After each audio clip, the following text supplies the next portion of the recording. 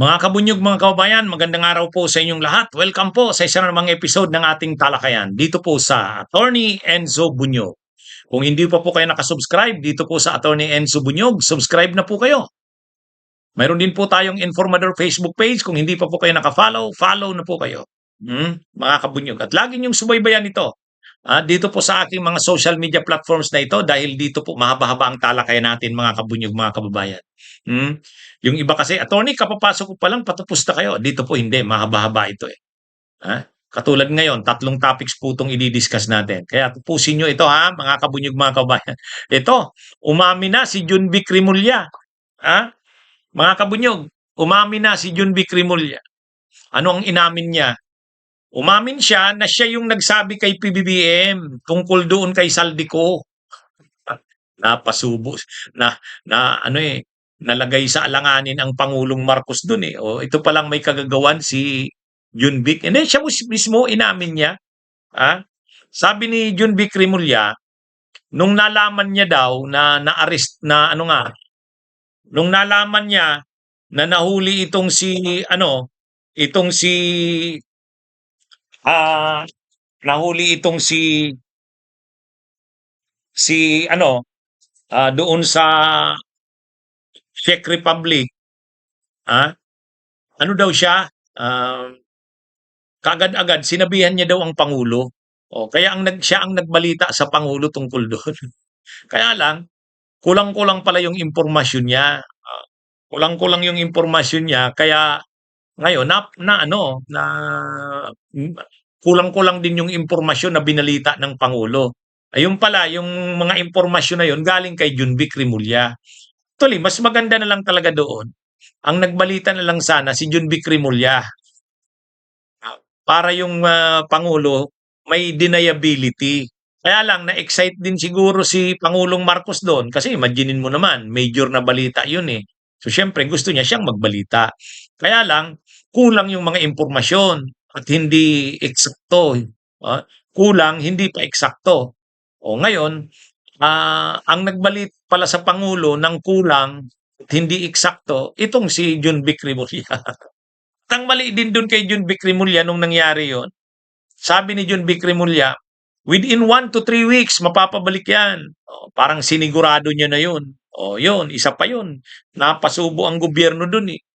Kasi talagang sinigurado ni Junvic Rimulya, within 1 to 3 weeks, mapapabalik si Saldico. Yung pala, yung pala, pagdating nga doon nung team ng Pilipinas, 'di ba, nagpadala ng high-level team ang Pilipinas sa pangunguna ni Department of Justice Secretary Frederick Vida. Pagdating doon wala na pala si Saldico eh. Ay di lalong napasubo yung Pilipinas. Kaya kahihiyan yung inabot ng Pilipinas doon eh. Ngayon malinaw na pala si Junvic Rimulya pala yung nag-feed sa Pangulo ng hindi naman maling impormasyon pero kulang at saka hindi eksakto. Hindi eksakto. Halimbawa, hindi naman na-aresto, na lang, na hindi nga na-detain eh, na-apprehend, na hold doon sa border ng Germany at Czech Republic. Yun yung Anyway, so ito na ngayon, malinaw na si Junvic Rimulya pala ang nagbalita sa Pangulo. Ang problema, kulang yung balita at hindi eksakto, hindi detalyado. At yun na nga, ang isa pa doon na mali, yung nagsabi si Junvic Rimulya na within 1 to 3 weeks, mapapabalik niya sa Pilipinas. Ano kasi itong si Junvic eh, kakandidato nga sa 2028. Gusto niya daw magpresidente. Hindi niya naman kinakaila yun, kaya lang daw ang mga tao parang hindi pa handa sa kanya. Ibig sabihin, hindi pa siya tanggap. Burgis daw kasi siya at elitista ang dating. Gusto yata ni Junvic Rimulya, maging laman siya ng mga balita. Siyempre, may accomplishment siya. Yun. Kaya ang sinasabi niya, within 1 to 3 weeks, mapapabalik yan si Saldico. Ang problema, hindi. Di napapasubo ngayon ng gobyerno. Yan yung nangyayari dyan. Mga kabunyog. Pati si PBBM, napasubo dyan. Nag-anunsyo tungkol kay Saldico. Yung pala, kulang-kulang ang mga impormasyon at hindi eksakto. O ngayon, sinong nagbalita ng gano'n na kulang, hindi eksakto? Si John Vic Rimulya. Inamin niya yun. O, inamin mismo ngayon ni John Vic Rimulya na nag-press con siya tungkol doon. O, at ang isa pa dito, sabi na naman ni John Vic Rimulya, nakita, alam na daw nila si Atong Ang. Nasa Cavite. Dapat kasi kay SILG John Vic Rimulya, gawin niya na lang yung trabaho. Arestuhin niya na muna si Bantag, arestuhin niya si Atong Ang, o yun, saka siya mag-press con. Di ba? Pabalikan niya na sa Pilipinas si Saldico, pabalikan niya na sa Pilipinas si Are Roque, o yun, saka siya mag-press con. Pero kung magpipress con siya, sasabihin niya lang, malapit nang mahuli si Atong Ang. Sigurado mapapabalik sa Pilipinas si Saldico, si Roque. Ano yun eh. Lagi niya nang sinasabi yun. Ang kailangan dito, maipakita niyang totoo nga yung sinasabi niya. Accomplishment. Parang katulad kay Torre. Si Torre, inaresto si Kibuloy. Inaresto si Duterte. Yun. Yun yung ano. Kung gusto niyang maging ano siya. Kasi kung nagpaplano siya ng tumakbo sa mataas na posisyon. Kaya lang, hindi. Laging ano eh. Ang tawag na nga kay John Vic Rimulya, boy presscon eh. Laging nagpipresscon. Laging nagsasabing, nakita na namin si Atong Ang, malapit ng mahuli. Huwag na yung malapit ng mahuli, hulihin ha. Pag nahuli, saka mag-presscon. Diba? Oh. Within 1 to 3 weeks, makakapapabalik na dito si Saldico sa Pilipinas. Kung hindi mo naman sigurado, huwag kang magkabibigay ng timetable. Siyempre, gusto yan ng tao na marinig yung ganun. Pero kung hindi mo sigurado, mapapasubo. Yan yun. Anyway, at least naman, ang maganda naman kay John Vic,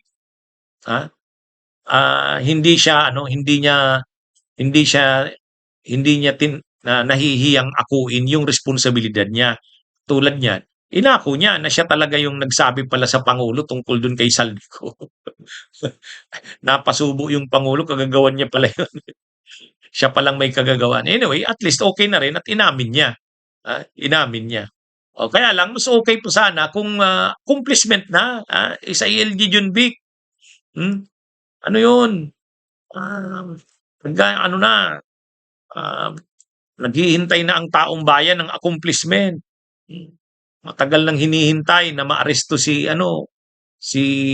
Atong Ang. Nasaan na ba yan? Si Bantag. Mapabalik dito sa bansa si Roque. Yan yung mga kabunyog. May pinapalutang na Robredo Tulfo sa 2028. Ano yan malakas yan sa totoo lang. Malakas yan. Ang problema dito sa Robredo Tulfo na lumulutang ngayon, bagamat malakas yan, ang problema kasi yung Robredo ayaw. Yung Tulfo ayaw din. Kaya lang sa survey, sila yung malakas. Yung pinakahuling survey ng Pulse Asia, February 27 to March 2. Si Tulfo, saka si Sara Duterte, Rapi Tulfo Si Tulfo saka si Sara Duterte, tie sa 46. Si Leni Robredo naman, lamang si Sara, 8% na lang. 8% na lang, mga kabunyog, mga kababayan. 51-43. 51 si Sara, 43 si Leni. Yun. Ngayon, kung ganyan kalakas si Tulfo at si Leni, malamang kahit sino sa kanilang tumakbo, tatalunin si Sara, lalo pa kung magsama sila. Halimbawa, tumakbo si Robredo, Leni, President, Leni Robredo, Rapi Tulfo, o kaya kahit si Erwin Tulfo na lang, Vice President, malakas yan. Lalo na susuportahan niya ng administrasyon. At siyempre, ng oposisyon. So parang magsasanib pwersa. Malakas yan. Actually, mayroong ganong mga pinufloat, Robredo Tulfo. Kaya lang ang tanong kasi, tatakbo ba talaga si Leni? Yun ang problema. Kasi sabi ni Leni, hindi siya tatakbo sa national position. Lalo pa Pangulo. Iba na lang daw. Ganon din si Rapi Tulfo. Hindi daw. Re-election lang daw siya sa senador. Yun ang malungkot naman dito kay Leni Robredo at kay Erwin Tulfo. Sila yung pinakamalakas na lumalabas na lalaban kay Sara Duterte pero reluctant naman na lumaban. Kaya parang Yan ang ano eh. Pero sana magbago ng isip. At sana magsanib pwersa yan, matindi yan. Kasi si Leni Robredo malakas sa middle class. Si Tulfo naman malakas sa masa. Alam niyo naman yung ating mga kababayan. Isumbong mo kay Tulfo. 'Di ba? Kaya malakas yan si Tulfo sa masa. Si Leni Robredo naman malakas naman sa middle class. Yan yung ano, yan yung ano diyan, ano, mga kabunyog, mga kababayan. Kaya anyway, um, sana magbago pa ng isip si Robredo, sana rin si Tulfo para talagang matalo si Sara Duterte. Ah, Ewan ko kung anong makakapabago ng isip ni Robredo. Si Tulfo, sa tingin ko, baka pag kinausap ng Pangulo ng Pilipinas, ni PBBM, magbabago ng isip yan. Kaya lang, magbabago ng isip yan si Tulfo pag sinabing running mate ka ni Robredo. Kaya kailangan mo na kumbinsihin si Robredo eh. Si Leni Robredo. Kumbinsihin muna. Kaya lang hanggang ngayon, yung latest na interview, sabi ni Leni Robredo, decided na daw siya eh. Pero mayroon namang mga nagsasabi, ng mga analyst, hindi, ano yan, ah, pwede pang magbago ang desisyon niya. Anyway, mga kabunyog, basta sa mga survey ngayon, lumalabas, ang pwedeng makatalo kay Sara kung hindi si Robredo, si Tulfo.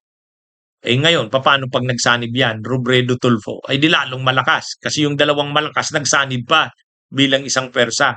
Kung susuportahan niya ng administrasyon, susuportahan pa yan ng oposisyon. Wala na si Sara. Wala na. Durog na ang Duterte yan. Ang line-up pa niyan, matindi. Mga General Torre ang magiging ano dyan. Eh. Line-up nila niyan. General Torre, oh, baka si Vince Dizon, oh, baka si Junvic Rimulya, tumakbo dyan. Siyempre sa part ng oposisyon, Laila de Lima, mag-ano yan, Senadora, si Heidi Mendoza, yan yung mga ano, yan yung pwedeng ano yan. Kung magsasanib pwersa yan, ang Robredo Tulfo, at kung susuportahan yan ng oposisyon at ng administrasyon. Anyway, yan yung ano, yan yung mga balita ngayon sa politika, ano, mga kabunyog, mga kabayan. Okay, magandang araw po sa inyong lahat. Mabuhay po tayo.